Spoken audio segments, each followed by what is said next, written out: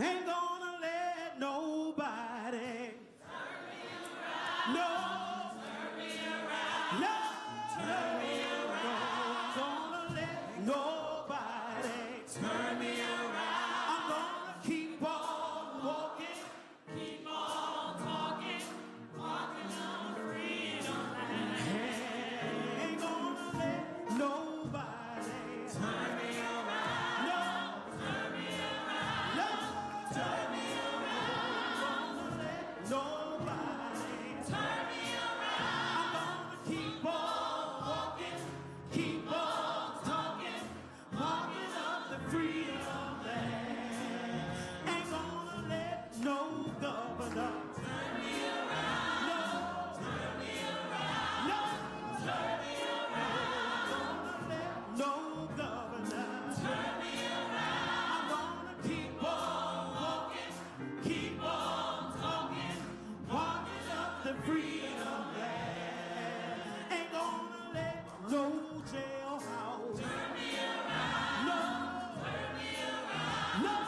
Turn me around. Gonna let no jailhouse. Turn me around. I'm gonna keep on walking, keep on talking, walking up the freedom land. Ain't gonna let nobody. Turn me around. No. Turn me around. No. Turn me around. Gonna let nobody. Turn me around. I'm gonna keep on walking, keep on talking. Walking up to freedom land. I ain't gonna let no closed door. Turn me around. No.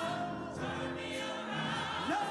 Turn me around. Gonna let no closed door. Turn me around. I'm gonna keep on walking, keep on talking. Walking up to freedom land. I ain't gonna let nobody. Turn me around. Turn me around. Turn me around. Ain't gonna let nobody. Turn me around. I'm gonna, Keep on walking. I'm gonna, Keep on talking. I'm gonna. Walking up to freedom land. Ain't gonna let no senator. Turn me around. No. Turn me around. No. Turn me around. Gonna let no senator. Turn me around. I'm gonna, Keep on walking. I'm gonna. Keep on talking. Walking up to freedom land. Ain't gonna let nobody. Turn me around. No. Turn me around. No. Turn me around. No. Ain't gonna let nobody. Turn me around. I'm gonna. Keep on walking. Keep on talking. Walking up to freedom land. Ain't gonna let no handcuffs. Turn me around. No.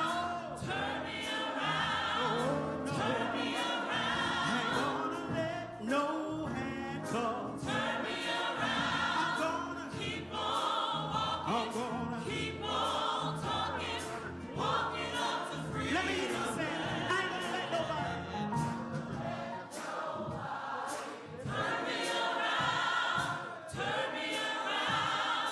Turn me around. Turn me around. Keep on walking. Keep on talking. Walking up to freedom. Ain't gonna let no governor. Come on. Turn me around. Turn me around. Turn me around. Turn me around. Keep on walking. Keep on Okay, y'all. walking. This is live Walking up stream. to freedom. Everybody turn around and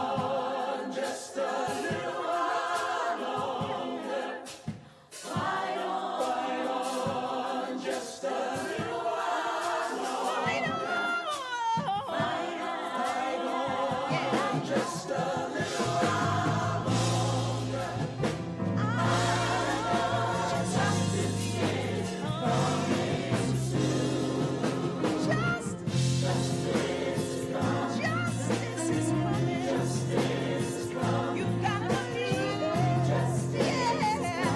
Justice is coming. Keep on fighting. Justice is coming. It's coming soon. Justice is coming. Justice is coming soon.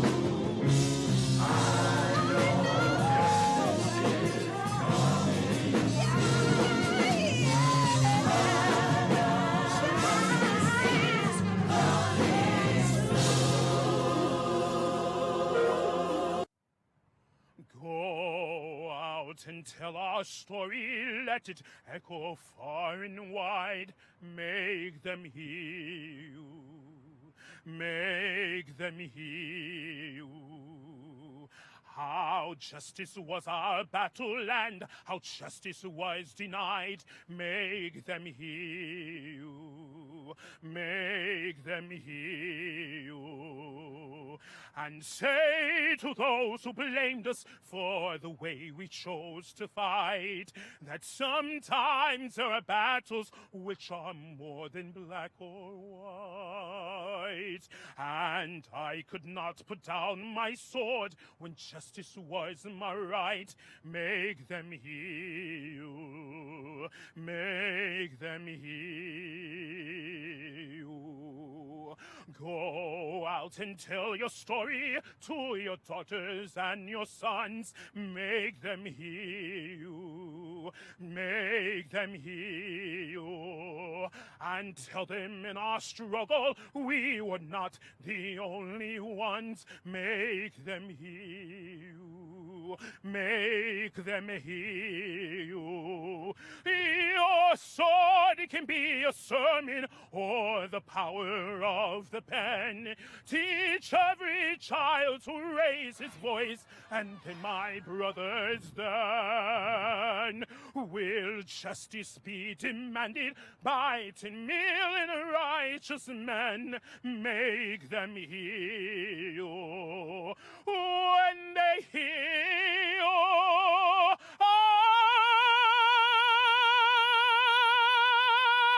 I'll be near you.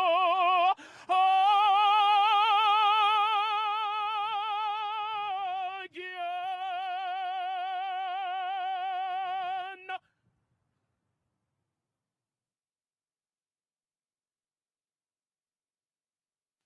There's a great trouble in the land. We're gonna set it right again. There's a great trouble in the land. We're gonna set it right again. There's a great trouble in the land. We're gonna set it right again. We're gonna set it right. Set it right again. Trouble's been brewing too many years. We're gonna set it right again. Trouble's been brewing too many years. We're gonna set it right again. Trouble's been brewing too many years. We're gonna set it right again. We're gonna set it right again. People need healing all over the world. We're gonna set it right again. People need healing all over the world. We're gonna set it right again. People need healing all over the world. We're gonna set it right again. We're gonna set it right again. We need clean water and healthy food. we're gonna set it right again. We need clean water and healthy food. We're gonna set it right again. We need clean water and healthy food. We're gonna set it right again. We're gonna set it right again. We must have housing, we've a right to thrive. We're gonna set it right again. We must have housing, we've a right to thrive. We're gonna set it right again. We must have housing, we've a right to thrive. We're gonna set it right again. Oh, we're gonna set it right again. There's a great trouble in the land. We're gonna set it right again. Oh, there's a great trouble in the land. We're gonna set it right again. There's a great trouble in the land. We're gonna set it right again. We're gonna set it right again. We're gonna set it right again. We're gonna set it right again.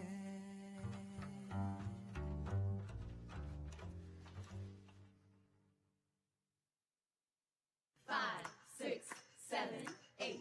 Everybody's got a right to live. Everybody's got a right to live. And before this campaign fails, we'll all go down to jail. Everybody's got a right to. Hello, everybody. This is Bishop William Joseph Barber II, one of the co-chairs of the Poor People's Campaign, a national call for moral revival. I am the president, senior lecturer of Repairs of the Breach, and we're here with our powerful friends who will be introducing themselves along the way. Tonight is a night for this national virtual Get Out to Vote rally and revival, mobilizing, organizing, registering, educating, a movement that votes, and we welcome all of you. Now, in some places, early voting is wrapping up, and it'll be wrapped up by Saturday. So, and then after that, we have what's called Election Day. And then we have Friday and Saturday and Sunday for mosques and synagogues and pulpits to light the country on fire with prophetic truth. We have all of the various opportunities to continue to unleash our power. Voting is power unleashed. Not voting is power left out of the atmosphere, left out of the process. And we don't just vote, we vote, we educate, we litigate, we legislate, we even engage in times of civil disobedience, we protest, we preach, we stand. We believe in using every tool, and every nonviolent tool that is at our disposal in order to fight for the soul, the heart of this democracy, and refuse to allow it to be an impoverished democracy without us fighting back. We're not on our watch. Tonight, I want you to hear this. I'm going to talk less and let others talk and let you hear. But there's one phrase that I picked up last night from the Poor People's Campaign in North Carolina as they were discussing what to do, and some people were bemoaning the fact of where we are. And they were basically saying we cannot be discouraged when we see sometimes the politics and the pundits and the portraits and the polls and things on TV not lifting up the issues that we care about yet. We are still building, but what we have to do is hold on and recognize that every step is another step. Every building block, every round goes higher. And you're going to hear some fabulous numbers tonight that are not an end, but a beginning. But they said last night, I think it was Joyce Johnson, she said, we must learn how to cast fearless votes. Fearless votes. Votes where we vote, and if our votes put into office people that carry our agenda, then after they get elected, we push them to finalize that agenda. If we vote and our candidate doesn't get into office, we still push those people who get elected because we cast fearless votes. We don't do one election and then quit because everything didn't work. We cast fearless votes. Our votes are a sign of our humanity, as a sign that we recognize the right to choose is not something that America gave us, but that God, the divine, granted unto us. The right to vote is something people fought for and died for and bled for. The right to vote is our way of one way that we protest and we promulgate what we believe in. And so we cast, write that down, fearless votes. We engage during the election season, and then after the election season, we continue to agitate and litigate and legislate. But I talked to Liz Steele Harris, and she told me some years ago, she said, you know, getting people to vote is like hiring as many ambulance drivers as you can find, so that even in their votes, they are sounding the alarm that we are in an emergency state and we cannot accept where things are. Now, Ms. Yara Allen is here, and this song, I want you to know, they sung it when they didn't even see possibility for victory the next day. They sung it when sometimes they had been beaten down and beaten back. They sung it when they didn't know exactly what to do, but they knew one thing they couldn't do, and that was let go. They knew they couldn't let go. They knew they couldn't turn back. They knew that telling the truth in a time of lies is revolutionary in and of itself, and holding on when the forces of injustice try to break your spirit is a must, You must hold on to what you believe. You must hold on to your faith. You must hold on to your commitment. You must hold on to your love. You must hold on to your truth. You must hold on in every situation. And so tonight, Yara, as you reach back on this week that we celebrate the ancestors, All Saints Week, I want you to grab a hold of Fannie Lou Hamer's hand, and grab a hold of Jonathan Reed's hand, and grab a hold of Mother Jones's hand, and grab a hold of Frederick Douglass and Harriet Tubman and Sojourner's hand, and grab a hold of Dorothy Day's hand, and grab a hold of Lucretia Mott's hand, and all of the people that have come before us that had to hold on and sing to us tonight until we make it clear nothing will ever break our grip on justice and love and mercy and truth. Thank you, Bishop Barber. And indeed, if we ever needed to vote, we sure do need to vote now. If we ever needed to hold on, pray on a little while longer, if we ever needed to vote just a little bit stronger, we sure do need to do that now. Hold on just a little while longer. Hold on just a little while longer. Whoa, hold on just a little while longer. I know victory is coming soon.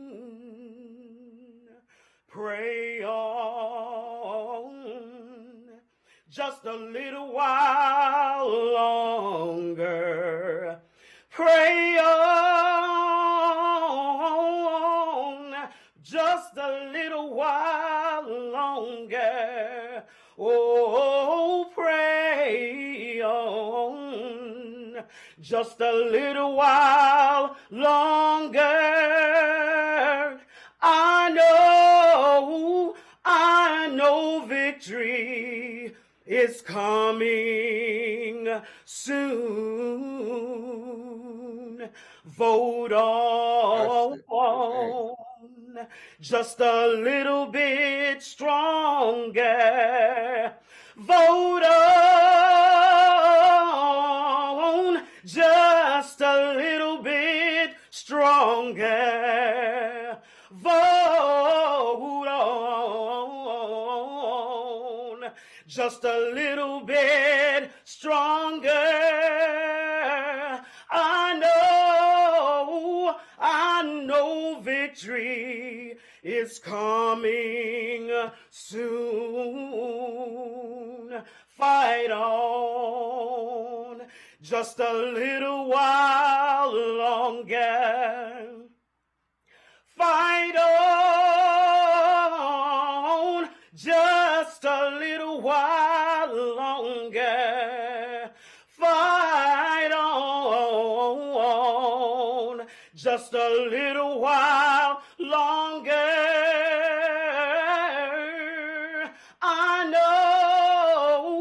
I know victory is coming soon. Come on and hold on just a little while longer. Hold on just a little while longer. Yeah, hold on just a little while longer. I know, we know victory is coming soon. That's it. That's it. And the first victory is in your imagination. You got to imagine something different, believe in something different, have a counter narrative before we have a counter reality. And the second victory is your adversaries being clear by your action that you're not just going to accept what is going on. In fact, you might even change some of them in the process of standing, but you're not going to just lay down and roll over. And then the third victory is when you actually see things you fought for come into being, and you don't get to choose when that's going to happen. What you get to choose is stand and believe and vote and fight and struggle in your time. But ultimately, when the final victories come, is in the process. Just get in, but we must get in the process. Nobody knows that better than the Reverend Dr. Liz Theo-Harris, who's both the president, executive director of the Kairos Center, tremendous New Testament scholar that this world needs so much in this time. And she's going to kind of frame for us, why would we have a revival tonight, a rally? I remember Liz in the movie Glory.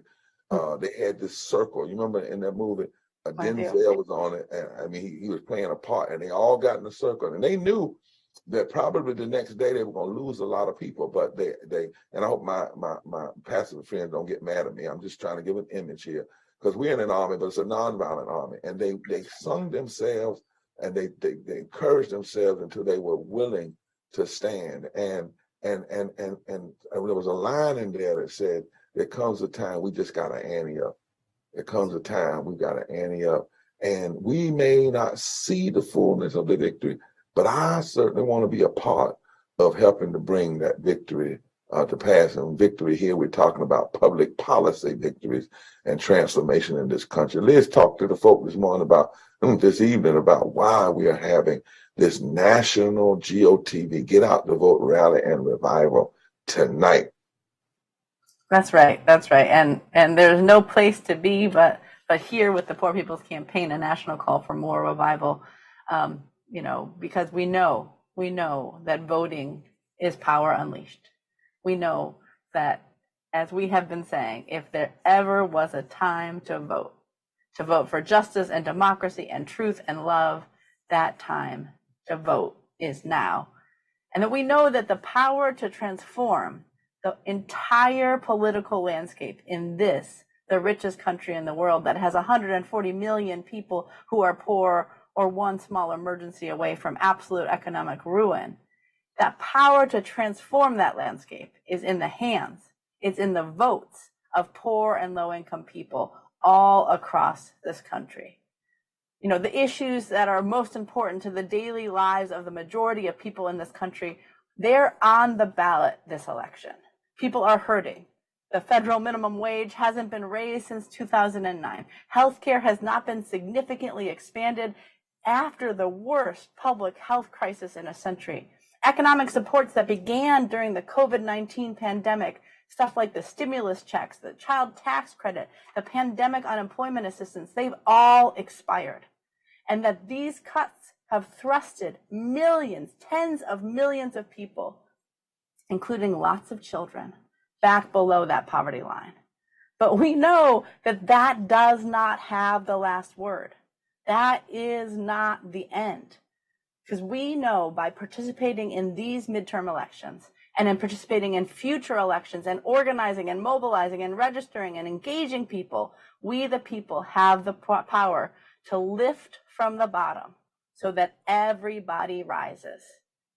I'm a biblical scholar as well as a mom and an anti-poverty activist and a pastor. And I often will look to our sacred texts to hear what they have to say about the political power of the people. You know, we can go back to the Exodus, where the Hebrew people are crossing the Red Sea out of Egypt from slavery. They're rejecting the oppression, the mistreatment of Pharaoh and empire, and they're marching on, just like we are marching to the polls for freedom. In Leviticus and Deuteronomy, it establishes policies and procedures to lift people up so that justice isn't left to the whims of ruling authorities, but they're passed down generation to generation, always centering the needs of the people. We hear the prophets throughout our Bible cry out to God, direct warnings and protests to those with power and wealth to do justice, like it says in Micah, or to not shed innocent blood, as Jeremiah reminds, to hate evil and love good, as Amos tells us, and to stop depriving the poor of their rights, as it says in Isaiah 10. And throughout the New Testament, Jesus celebrates the interventions of poor farmers and fisher people, poor but persistent women, and those who have been denied healing but insist that change is coming soon, and in the power of the people, especially those that have been marginalized socially and politically and economically, but still are making their and our voices heard. So this evening, those of us that are gathered representing that 140 million poor and low-income people, that 1/3 of the electorate, we are going to keep on marching, we're going to keep on singing, and we're going to make sure we keep on voting on to unlock our power and to declare that victory indeed is ours. Victory in living wages, victory in environmental protections, victory in lifting the poor out of poverty, victory in healthcare and immigrant rights and LGBTQ rights and the right to thrive and not just barely survive. And so it is an honor to be here with people and to be connecting with poor and low-income people all across this country in states everywhere who are, as we've heard from folks in our Poor People's Campaign, are battling in battleground states, not because it's just about that one election, but because people are engaged in battles every day for our lives. And so we are going to keep on fighting, and we're going to make sure that we and everyone we know, especially poor and low-income people, vote, if not in early voting, on Election Day this November 8th. And so, Bishop Barber, it is a power to be with this group of people here in the numbers as we march on towards justice and victory. Thank you so much, sis. I say sis tonight, Sister Liz. I'll put the sister on you. But you know, it's true. And see, the thing about it is, I asked somebody, how many times do you fight to keep people alive when you see policies killing them? That should be an unending fight. We may not win everything with one election, but we're gonna win. We're gonna win and keep fighting. We're gonna keep standing. You know, if somebody doesn't raise your living wages for 13 years and you don't vote, then that makes them think you okay. Mm-hmm. If somebody doesn't, if policy is the only way you can get health care for everybody, and 87 million people don't have health care or they're uninsured. And then if we sit home and don't vote, then they say, well, you really don't mean what you say. You really don't want it. I mean, it's sad to say that, but that's how people think. And we're not blaming poor and low wealth folk. What we're saying is time for us to take our rightful place in this democracy. And what we're saying is people spend so much time discouraging. I mean, when's the last time you've heard that if 4% of poor and low wealth people voted in Florida didn't vote the last time, they could determine every election? You don't see anybody running an ad on that because they don't want you to know that. What 1% in Michigan, 19% in North Carolina, 7% in Georgia. So, but there comes a time you have to know that you know that you know. You have to know what your power is. I love that story when David went out to Goliath and Goliath announces his power. I'm a giant. David said, that's exactly right. But you're an uncircumcised giant. And I don't come to you in my name. I come to you in the name of the Lord. And I got these 5 little votes here, 5 of them. I ain't going to use but one of them. I got 5, you know, but I'm going to use one of them. And with this slingshot, I'm getting ready to vote that you stop terrorizing my people. And if you think about it that way, then we got to keep on and keep on and keep on and holding our faith. Nothing is one time. It's not one time and quit. It's one time and another time and another time. And that's why on June 18th, even though people said we couldn't do it, they said it wouldn't happen. We were supposed to do it on the 2020, the Mass Poor People's Low Wage Workers Assembly Moral March on Washington to the polls. And COVID hit. And our advisors told us it would have been immoral for us to call poor people into the streets to march and risk getting COVID, particularly in a society where poor and low wealth people and essential workers were already not receiving the kind of protections that they needed. You know, 330,000 people died not from COVID, but from the lack of health care. And so we kept working. We went virtual and then we went public. And we knew that it might not be, and that people were still dealing with COVID, but 150,000+ people filled the streets from 3rd Street, Pennsylvania, all the way down to 14th Street. And millions joined us online. And we made a declaration that day. We won't be silent anymore.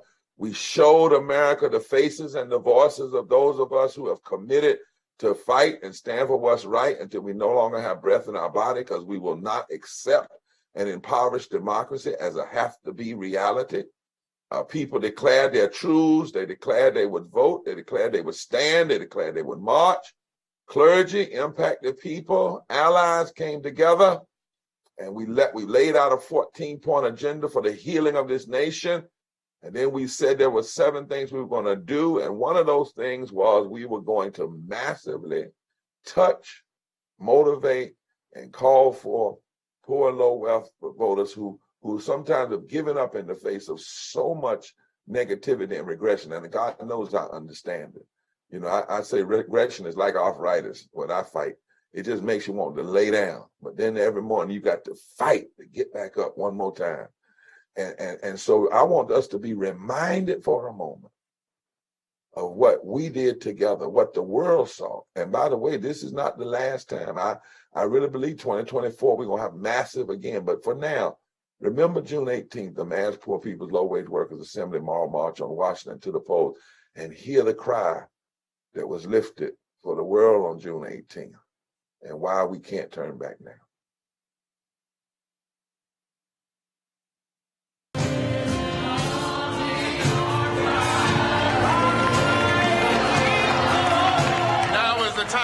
For a 3rd Reconstruction. We are the rejected, who've been rejected by the politics of trickle-down economics and rejected by neoliberalism. Until children are protected, until sick folk are healed, until low-wage workers are paid, until immigrants are treated fairly, until affordable houses are provided, until the atmosphere, the land, and the water are protected, until saving the world and diplomacy and living in peace is more important than blowing up the world. We won't be silent anymore. If we've got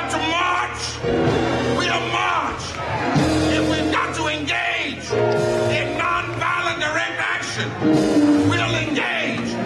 If we've got to give more attention with the media, if we have to ask workers to make election day a labor strike day, we'll do it. But until then, we won't be silent or unseen or unheard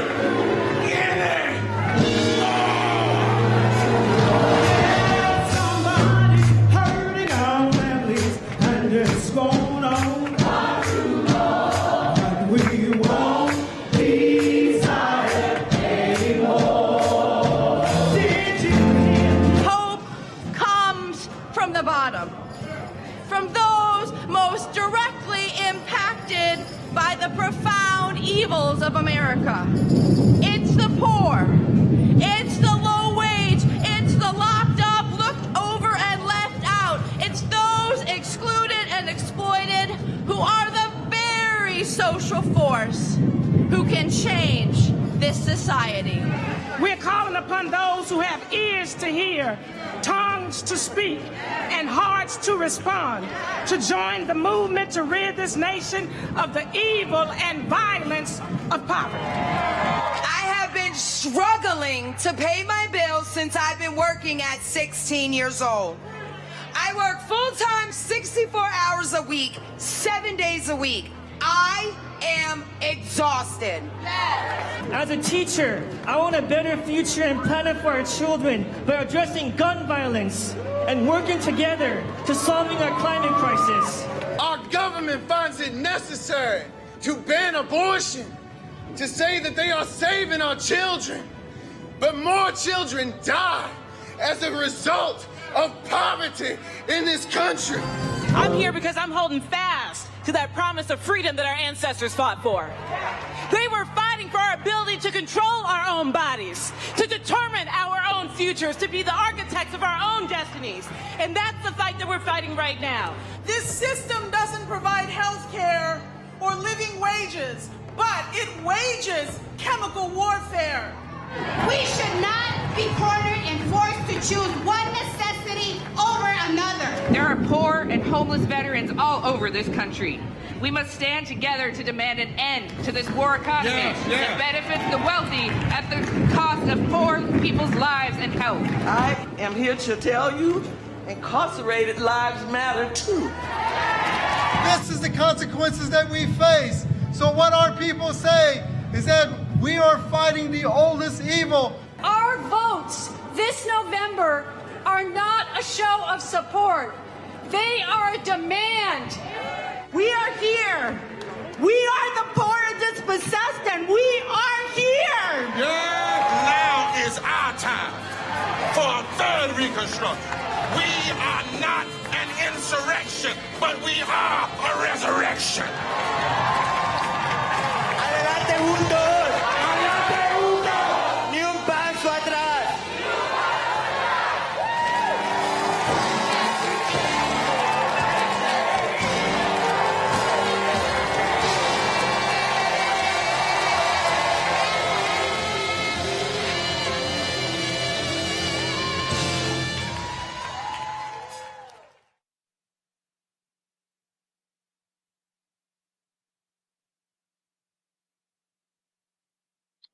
And all of you listening, you can still go to poorpeoplescampaign.org and you can click on that to make your way to continue to move and motivate people to the polls. But listen, what did Mary Kay Henry say?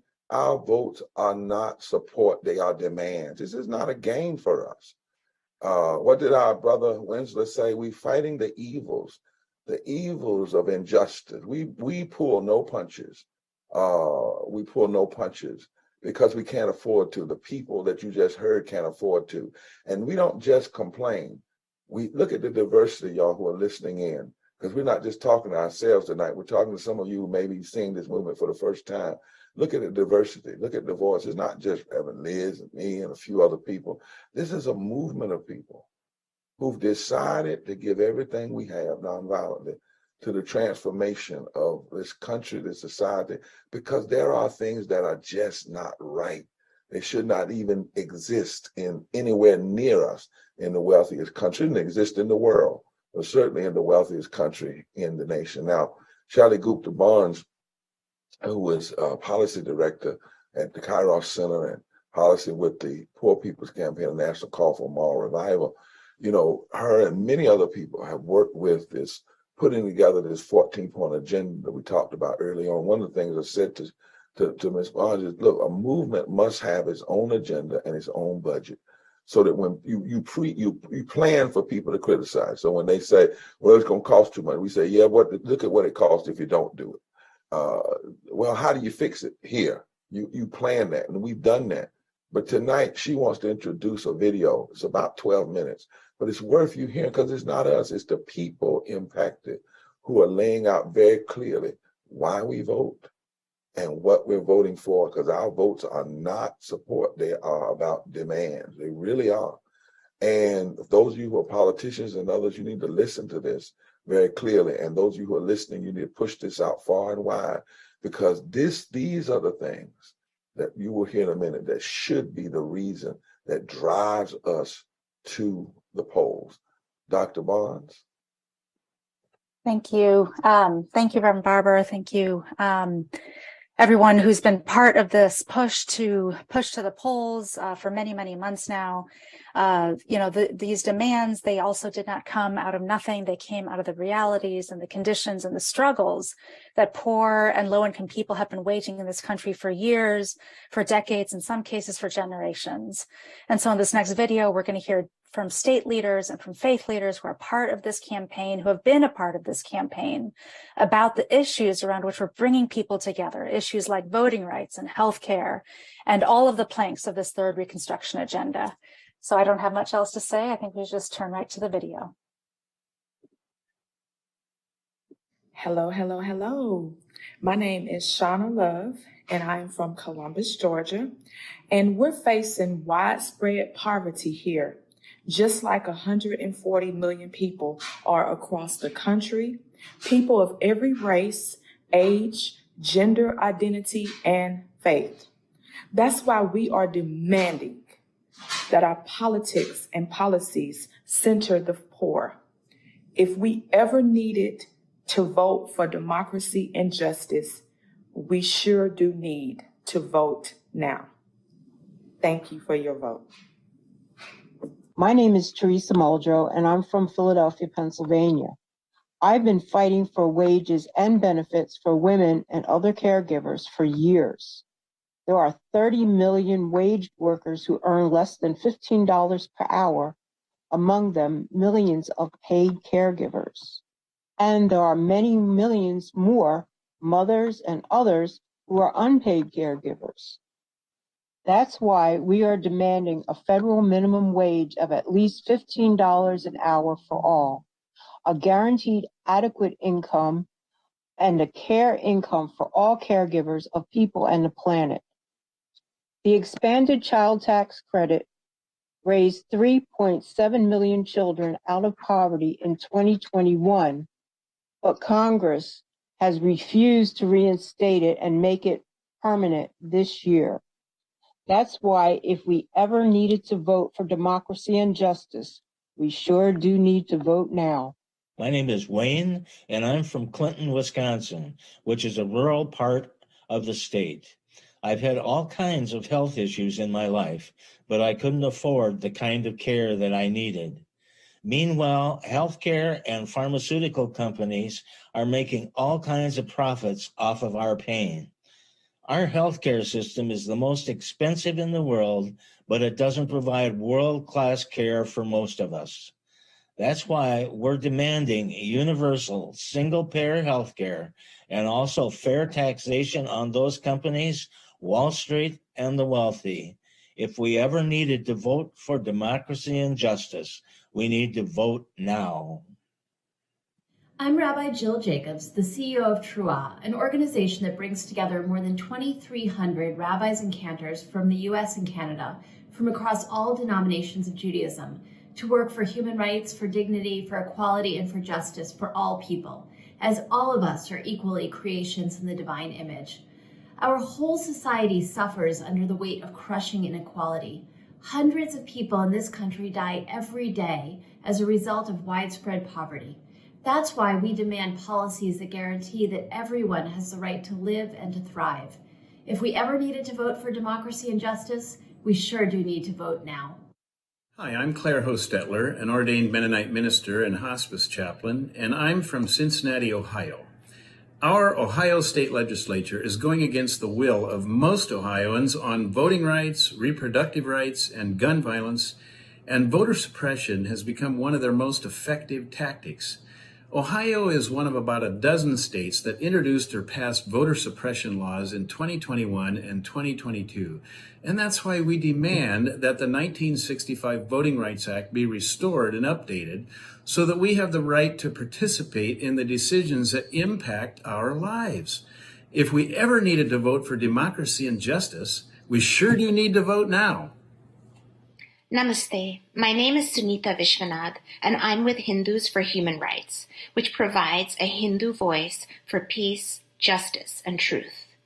Mahatma Gandhi said that health is the only real wealth, but there are nearly 15 million people who will lose their access to health care when the federal pandemic emergency relief ends. And now, millions of people are going to face barriers to reproductive rights that will threaten their lives. That's why we demand a universal, single-payer national health care system for all, and reproductive rights no matter your income, ability, gender, documentation, carceral status, or pre-existing conditions. If we ever needed to vote for democracy and justice, we sure need to vote now. Hello, I'm Calvin Stewart from Rolling Fork, Mississippi. We've been having issues with our water, our housing, and our utilities for years before this most recent disaster. Across this great country, there are millions of people who cannot afford the basic needs. That's why we must demand universal access to water, housing, and utilities for everyone. If there was a time that we needed to vote for democracy and justice, it is now. Somebody's been hurting my state, my people, for far too long, and we won't be silent anymore. My name is Anama Al-Jabali, and I'm from the southwest suburbs of Illinois and a leader in the Poor People's Campaign. My family came to America as immigrants. We are refugees from Palestine, home to Christianity, Judaism, and Islam. In the Muslim faith, education is one of the most cherished values and deeply important to me as a mother of 5. I know our public schools aren't funded enough to provide what our children need, and even today, millions of people are still burdened by student debt. This is why we demand quality, equitable, and diverse public education, from PK to college, and full relief for these debts. If we ever needed to vote for democracy and justice, we sure do need to vote now.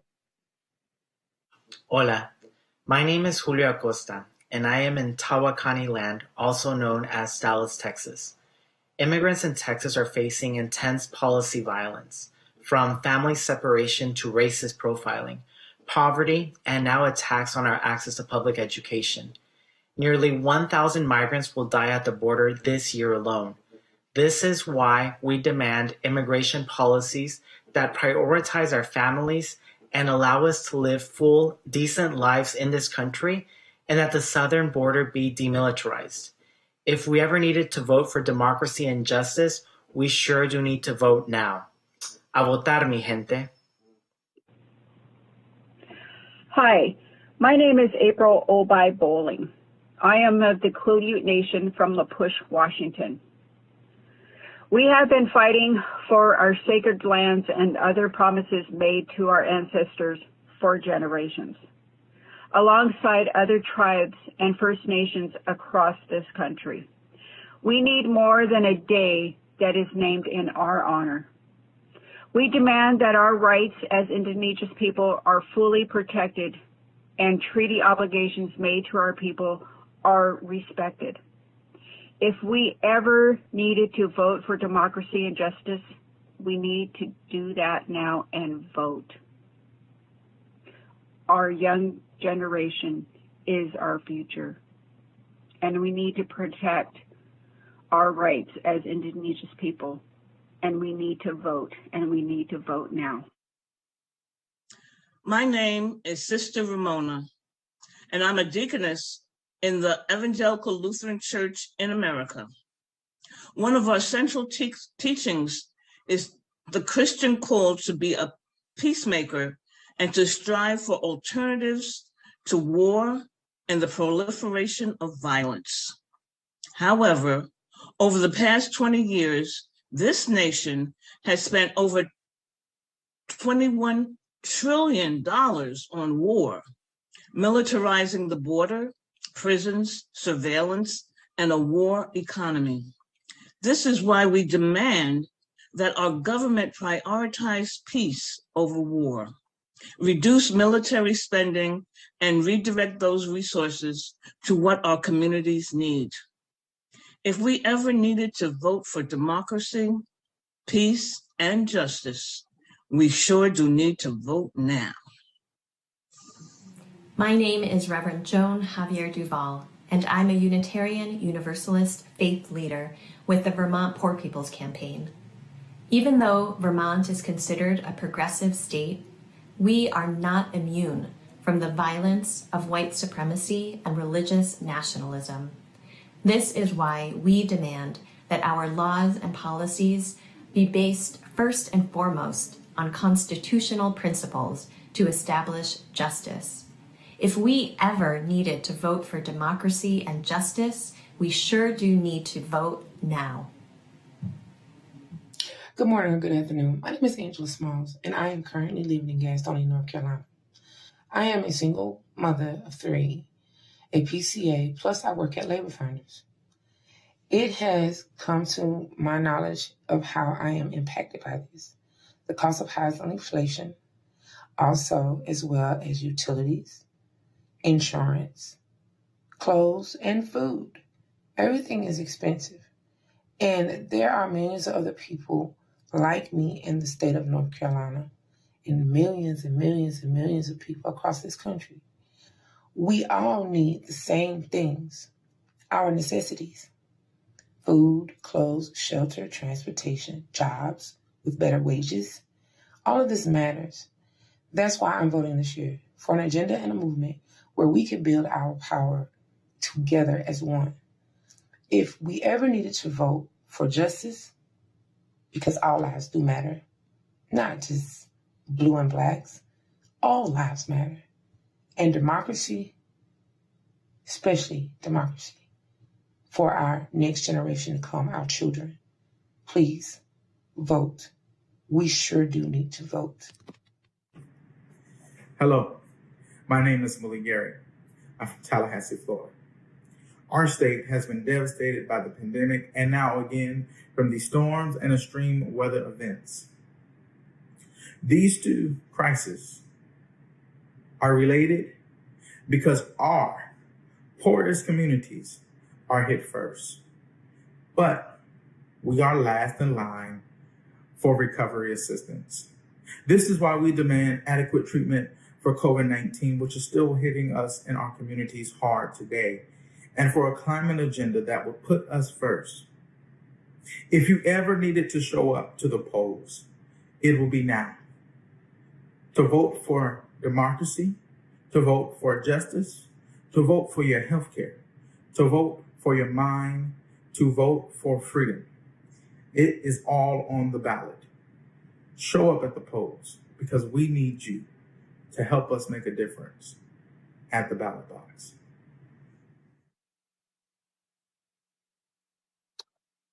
I want you to hear how serious those folks sounded. It's not a game. And we have to be the first to show America it's not a game. We can't have a state where 1 million poor and low wealth people, 80% of who are already registered, just decide, I'm not going to vote. And then when things go wrong, we get mad. I've said that in my state because that's what happened. Now, I understand a lot of poor and low wealth folks said they didn't vote because nobody talks to them. And I get that. You can get discouraged. you'd even get depressed. You know, I understand that. It wasn't first voter suppression, and some people don't have transportation, and we got to do better.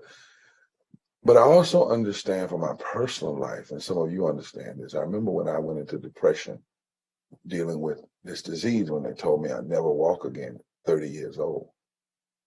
And I'm telling you, I cried. I got mad at the world. I wanted to slink away. I wanted to just give up. I thought about it. When pain medicine, none of it could touch it, Liz, Charlie. Every needle only seemed like made the pain worse.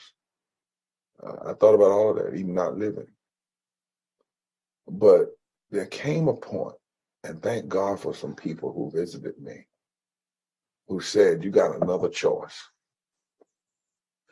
And that is to live and not die.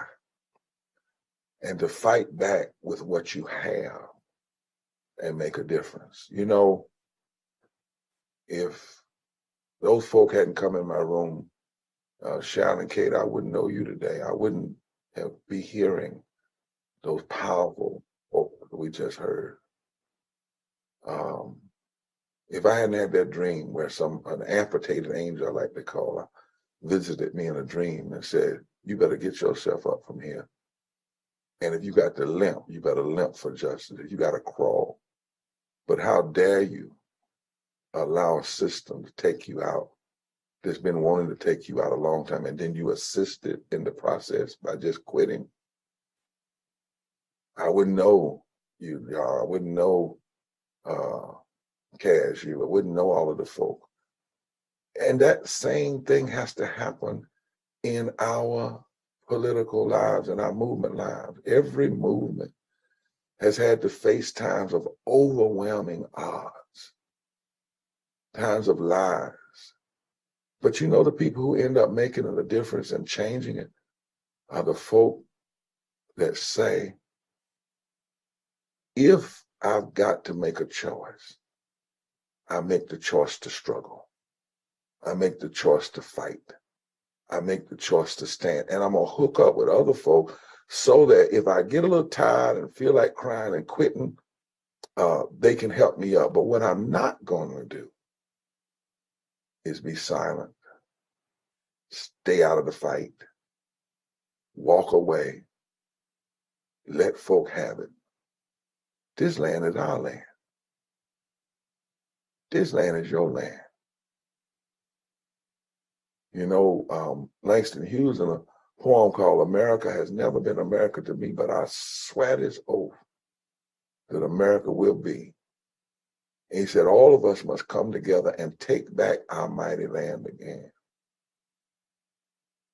He declared that in the midst of that, we cannot sit out. And so it's our time, y'all. It is our time. Every generation has its own Edmunds Pettus Bridge, and that is a place where you get beat down, and then you've got to decide to get up. And you know, sometimes, like on the Edmunds Pettus Bridge, they didn't win. They didn't have a vote. They changed the context of the society. People were already in office. They just made it so they had to vote. And how dare them win then? And we sit back now. We have this power, but it's only power if we use it. We got to make people feel it, hear it. There's a song we used to sing in the Moral Monday movement, Liz, make them hear you. There comes a time you got to stop saying they aren't hearing me and make them hear you. Make them hear you. This is as real as it gets. And you don't get to do it one time and then quit. They want us to do that, one election and then quit. So Kate and Sig are getting ready to come on because we've done something, you've done something that has never been done before in the history of this country that we know of. COVID is still real, so we can't do everything we'd like to do the way we would normally canvass and go into people's houses. But you all said Wait a minute. We said we weren't going to be silent anymore. Harriet Tubman got 700 people out of slavery. She didn't have Twitter, tweet, and emails, and voting programs and portals and all that stuff. Sally, you can help me with the names that we have. All she had was moss on the north side of the tree, a North Star, a made-up mind, dreams that sometime would warn her. And I'd be doggone if I'm going to let Harriet Tubman. I love Miss Harriet, but I'm not going to live and then get to heaven and see Harriet, and Harriet's going to be able to brag that she did more with less than we did with more. That'd be an insult to Harriet. And we could go on and on down the line. So you all said, what can we do? And you put this movement mindset together with modern day technology. And tonight we're going to show you what you've done. We aren't through now. We're not getting happy like it's over. And some of what we've done, this is the first time, it's a new thing. We had some bumps in the road, but we'll correct that. And I want to say to folk, because sometimes people make perfection the enemy of great. Anything you do, you're going to have to adjust it. Every movement has had to grow. But we've got a way of doing things now we can build upon it. I can't imagine, Kate, when we can both be in the street and on doors without COVID, or at least protected, and with this technology. And what we have done happened in 50 days. I can't imagine what we're going to be able to do if we take a whole year and use this same time. And we did it with 1,000 volunteers. And we're getting ready to go back through and look at what we can do better, what we can do. But for right now, Kate and Sig, who are our national organizing chairs with Repairs of the Breach and then the national leaders for the Poor People's Campaign, I want you to give us a report out of how many folk we touched, because we said we were going to do it. And this model that we have laid down that we'll be able to use in the days to come. But it is absolutely, it's not the end of the war. It's not the end of the battle. We got some looking to do. We didn't do everything exactly right, but God knows what we did do right. And what we tried to do has never been done before, with a specific target at low propensity, poor and low wealth voters, with the metrics and the data of what difference could be made if this population turned. Let me just say, when this population turns. So would y'all talk a little bit about that? And why we couldn't hear what those stories we just heard, and why you can't say it's bad and then sit down. If it's bad, you got to stand up. If it's not right, you got to fight to change it.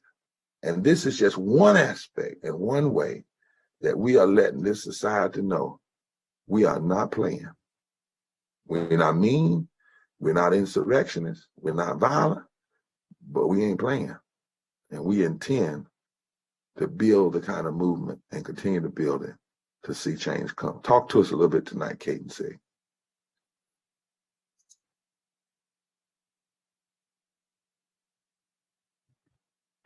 Thanks, Reverend Barber. As Bishop was saying, we've been doing a lot of really incredible work from the bottom up in all of our states. And we have over 40 coordinating committees that across the country have been mobilizing and organizing. I'm going to talk a little bit about this one part of our final 50-day push that we started on September 19th, which was called "If We Ever Needed to Vote for Democracy and Justice, We Sure Do Need to Vote Now." We have not just been doing this GOTV season, we are building off of the work that the campaign has been doing since it launched, and also building off of the work that we started in the 2020 election season, where we were reaching out to low income and low propensity potential voters. And this year we have identified 15 strategic states. If you could put up actually the other slide first.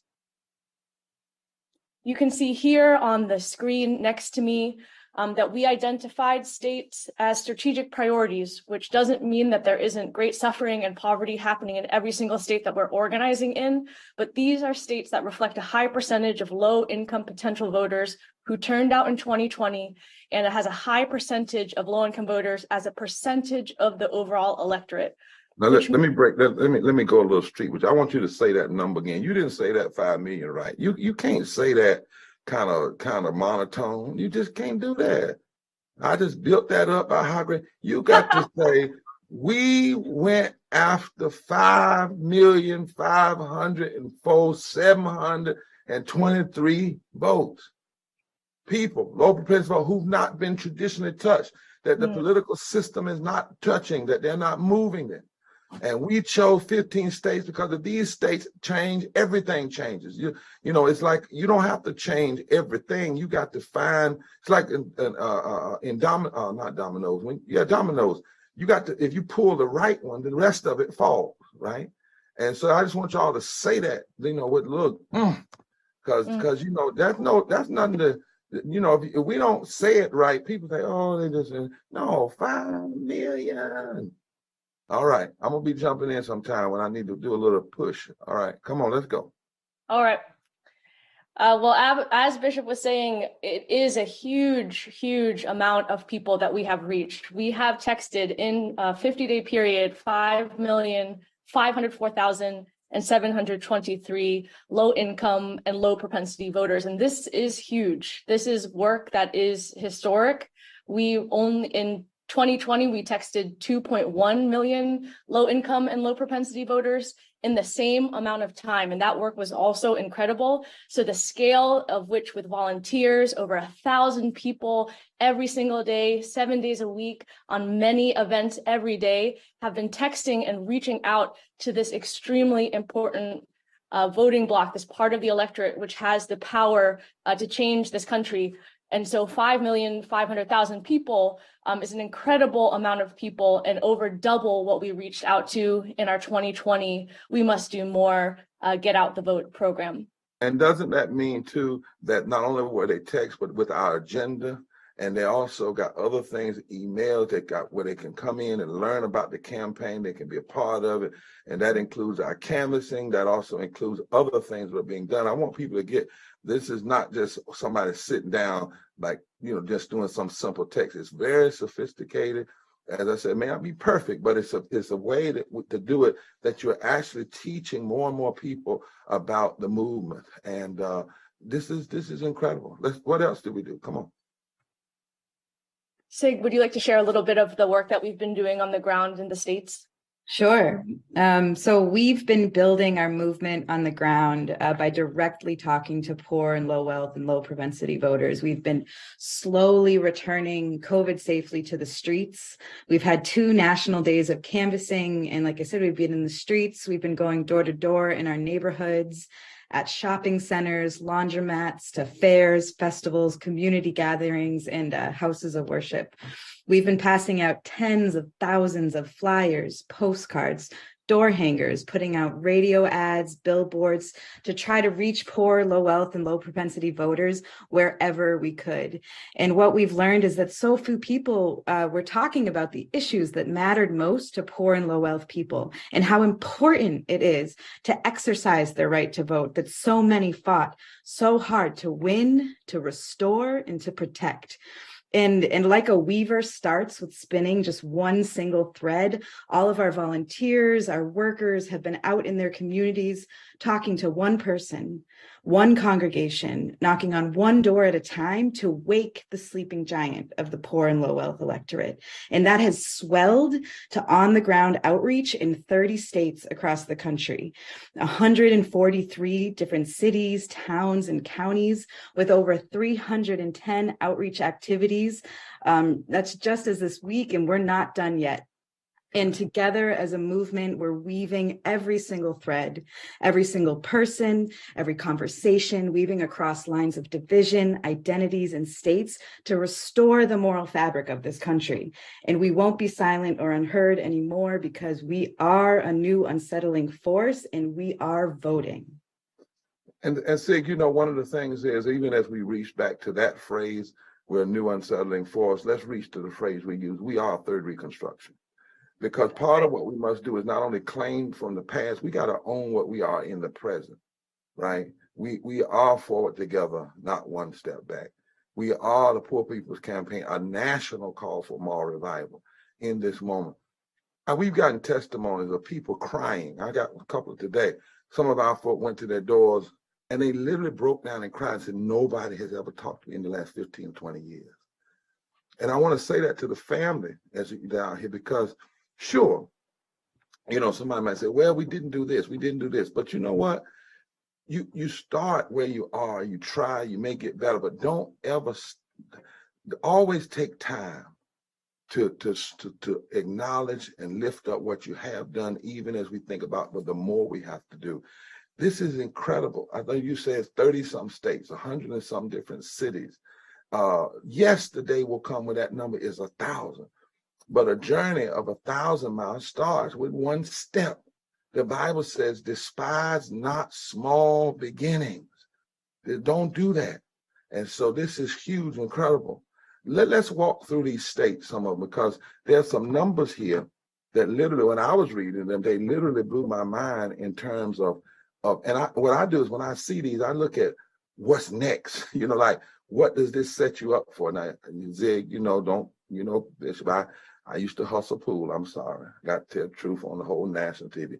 But then when you hustle, when you play pool, you make a shot, but you're thinking about 3 shots later, right? So I'm thinking about not only all the folk you touch, but when we start mobilizing for other things, what this technology, what this effort allows us to do. So for instance, Arizona, 210,000 people, specifically poor, low wealth, low wage, and low propensity voters. Nobody else is focused on that, right? And I want you to show you something about Arizona. In Arizona, the margin of victory in the last presidential race, is that right, was 2010. This effort we reached, we were only 1,000 less than the margin, close than the margin. In other words, for all the folk we touch were to vote and vote their agenda, their principles, there would be almost enough people to close the gap in the last presidential race. That's a huge model, right, for transformation. Let's look at some more. I'm gonna stop you along the way. Come on. Wow, go to the next one. I want to see the margin. Ooh, wow, look at that. Look at that. Margin of victory, 700,000. Percentage reached by text is 218,912. All right, the average margin of victory.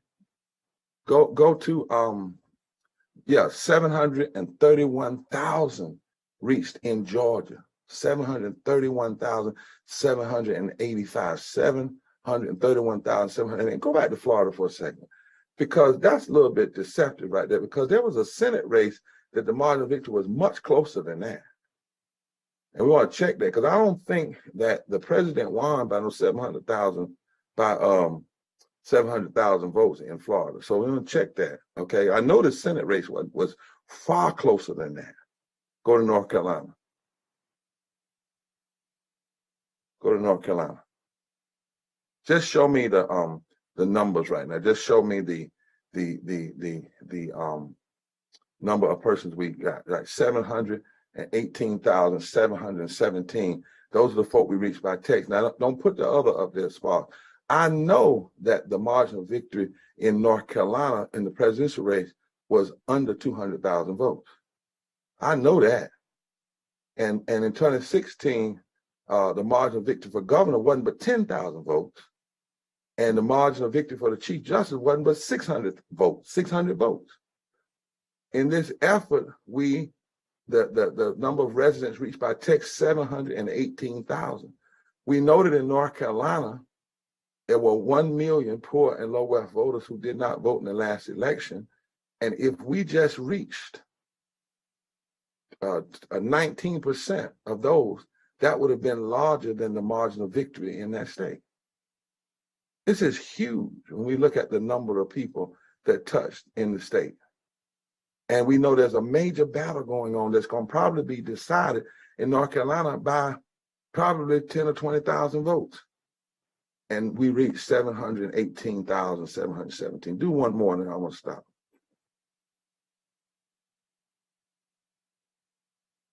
One more state, not the margin of victory. Just give me go do Pennsylvania. In Pennsylvania, go back, Pennsylvania, we reached 614,991 low-income voters, upper propensity voters. Now, in 2020, when there was an election, the margin of victory for the president was under 100,000 votes. Am I right? It was under 100,000 votes. Under 100,000 votes. And here in this effort, we see where we reached 614,000. Now, 614,000 votes. My point is, I want folk to understand that this is serious work, metric-driven work, but work where we work in the streets, we work in the suites, we work in the ballot box, we march, we protest, we push, we organize. What we don't do is we don't ever quit. So thank you all so much for showing those numbers, and we'll show some others and put them out later. But I want to close because we promised folk we wouldn't be on over an hour and 15 minutes. And I want to close here with two things. One is a reading from Dr. King. And I read it every chance I get because I want people to get it so that they won't ever just succumb.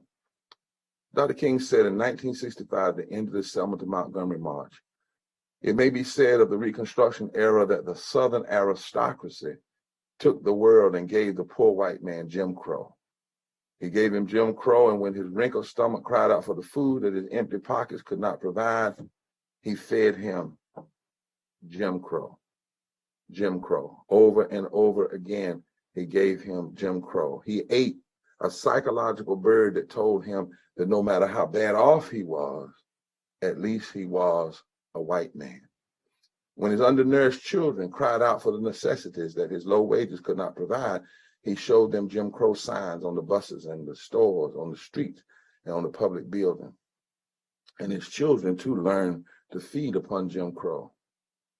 Listen to this. We must know it was the threat of the free exercise of the ballot by the Negro and the masses of white people alike, especially the poor, that resulted in the establishment of a segregated society. They segregated Southern money from poor whites. They segregated Southern morals from the rich whites. They segregated Southern churches from Christianity. They segregated Southern minds from honest thinking, and they segregated the Negro from everything. That's what happened when the poor Negro and the white masses of the South threatened to unite and build a great society to shift the economic architecture of the nation, created by a society of justice where none would prey upon the weakness of the others, a society of plenty where greed and poverty would be done away with, a society of brotherhood where every man would respect the dignity and worth of human personalities. Division was created because of the fear of the exercise of the ballot and the vote by poor and low wealth and white voters, and we could say Asian and Latinos and others. Last thing I want you to hear tonight as we close is that the tactics we see have their roots in the states' rights movement that began before the Civil War and with the fight for laws to maintain slavery. The Confederates militarized it. Listen, the KKK added violence. Plessy versus Ferguson legalized it.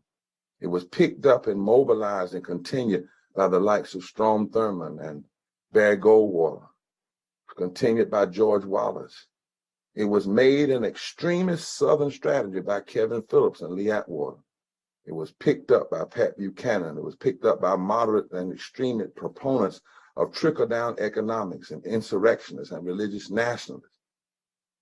Intentional polarization to divide people and depress them and to keep them from voting. And today we now see a new group of insurrectionists and religious nationalists have charismatized it, pushed it, and with media savvy, they have invested in it with billions of dollars. And they're backing the greedy elites and those who treat corporations like people and people like things.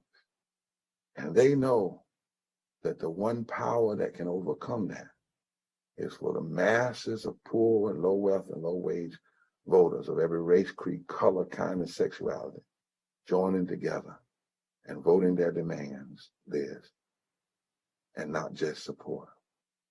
Finally, Nika Giovanni said this about the vote.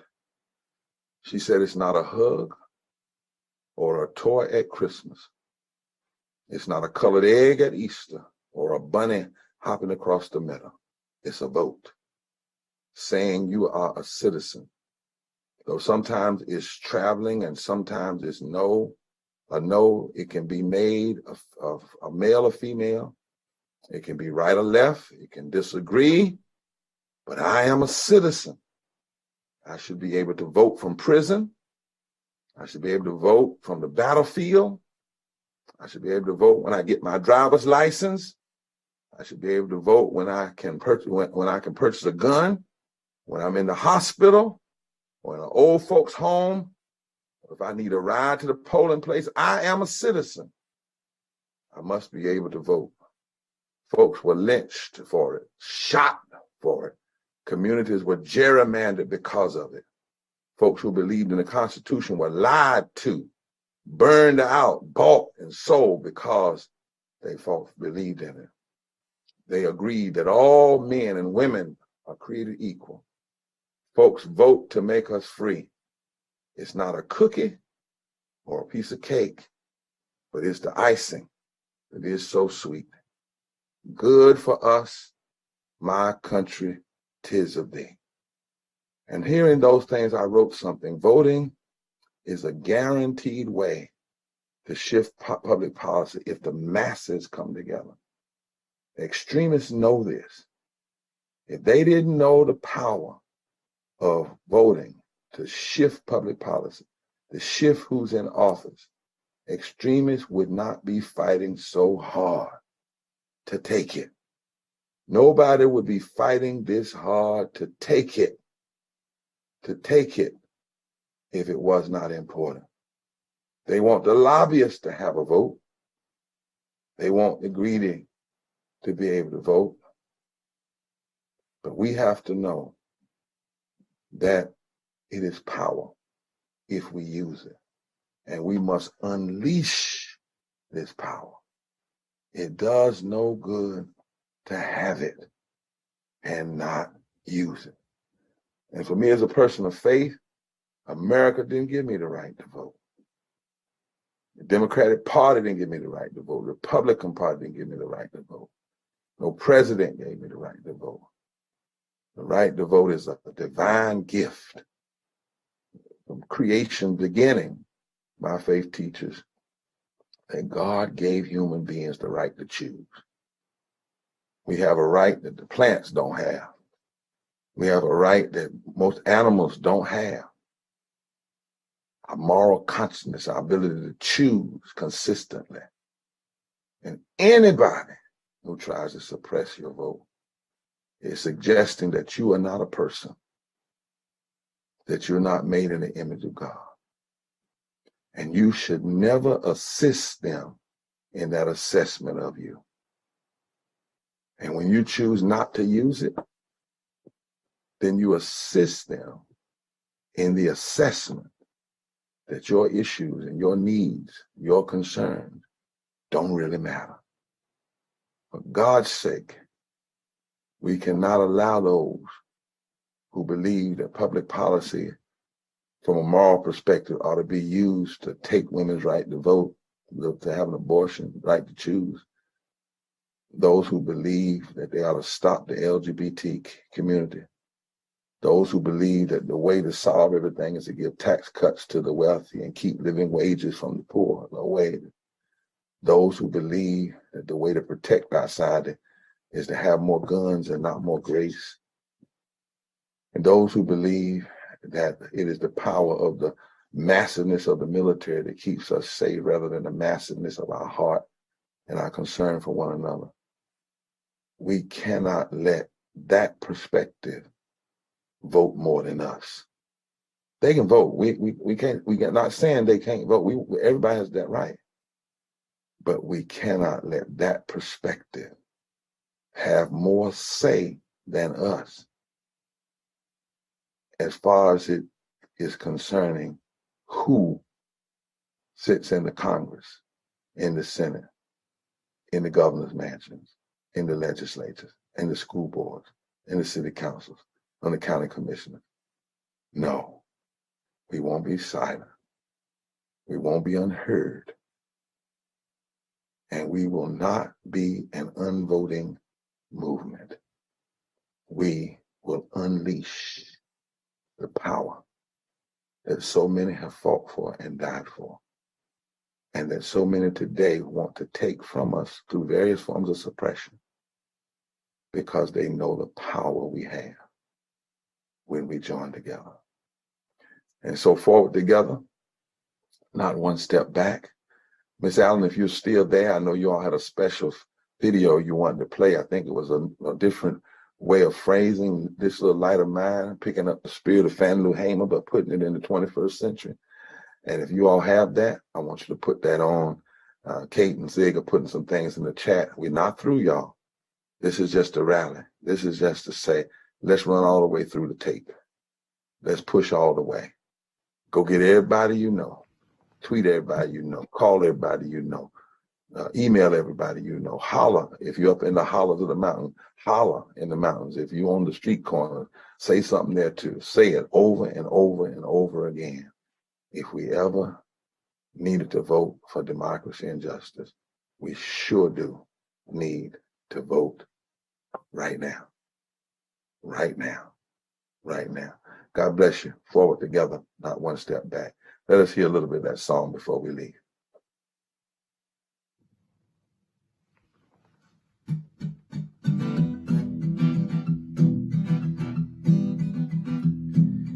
This little light of mine, I'm gonna let it shine. This little light of mine, I'm gonna let it shine. This little light of mine, I'm gonna let it shine. Let it shine, let it shine, let it shine. This here voice of mine is for singing songs of freedom. This here voice of mine is for singing songs of freedom. This here voice of mine is for singing songs of freedom. Sing 'em loud, sing 'em loud, sing 'em loud. These here hands of mine are for voting tyrants out. These here hands of mine are for voting tyrants out. These here hands of mine are for voting tyrants out. So vote 'em out, vote 'em out, vote 'em out. These here feet of mine march me to the polling station. These here feet of mine march me to the polling station. These here feet of mine march me to the polling station. Here I go, here I go, here I go. Yeah, this little light of mine, I'm gonna let it shine. This little light of mine, I'm gonna let it shine. This little light of mine, I'm gonna let it shine. Let it shine, let it shine, let it shine. See this here voice of mine is for singing songs of freedom. This here voice of mine is for singing songs of freedom. This here voice of mine is for singing songs of freedom. Sing 'em loud, sing 'em loud, sing 'em loud. Vote 'em out, vote 'em out. them tyrants out, vote them out, vote them out. See, here you go, here you go, here I go. And let it shine, let it shine.